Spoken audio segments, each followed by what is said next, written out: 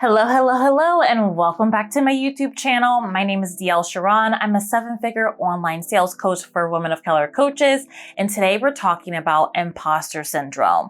And so many coaches don't start their online coaching business because they have imposter syndrome. They have imposter syndrome over even calling themselves a coach, over starting their coaching business, especially because it's a brand thing that they've done.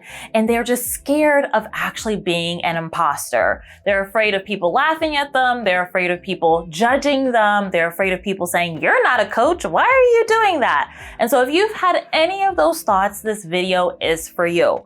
And I felt all of these same things as well. When I first was starting my coaching business, I didn't have a coaching certification. I never was an entrepreneur. There were no entrepreneurs in my immediate family, and it was literally like learning a foreign language. So if you've experienced any of those things, you are not alone. Here's how I was able to handle imposter syndrome and start having success and confidence in my coaching business. The first thing I want you to do is write down all of your accomplishments so far. Write down that you graduated high school. Write down the family that you've been able to create. Write down all of the successes. It could be big things like I just shared, or small things like you have a really good hobby of knitting or reading books, or you are able to take care of yourself by going shopping. I want you to write down just all of the good things about yourself first. Imposter syndrome loves all or nothing thinking. You're either amazing or you're terrible.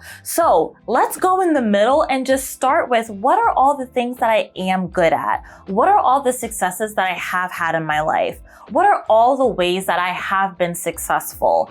Writing that down will remind your brain of who you actually are instead of the imposter syndrome nipping at you left and right. So it is so important to first get clear on, this is who I am, this is everything I've done before, and I can be an online coach, I can be a full-time entrepreneur because I've already achieved everything down on this list. So the second thing I want you to do is to remember that the average day person, even if they're successful in their career, they still have imposter syndrome just like you.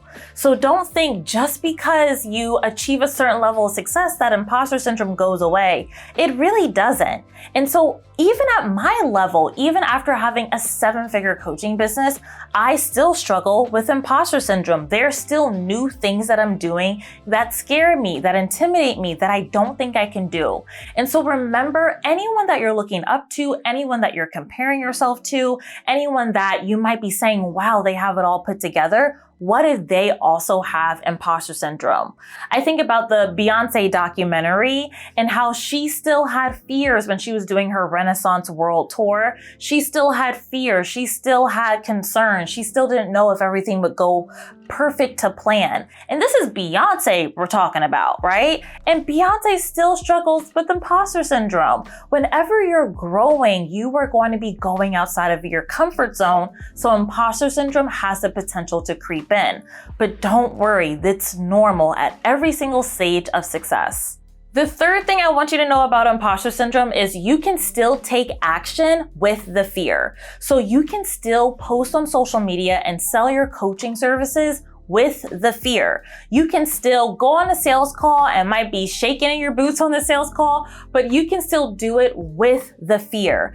Everything that you want to do in your coaching business, but you're waiting for imposter syndrome to stop you, how about you actually do it with the fear? So I will never forget my first sales call that I did in my coaching business. I was petrified to get on the sales call with the client. I didn't know she would close, and I had to learn how to be nervous, my feet shaking underneath the desk, and still take the fear with me. And then another strategy when it comes to imposter syndrome is we're typically thinking about the big thing, the big 6-figure year, the big 7-figure year, the big move across country, or the big speaking engagement, or the big thing that is making us feel like, who do we think we are?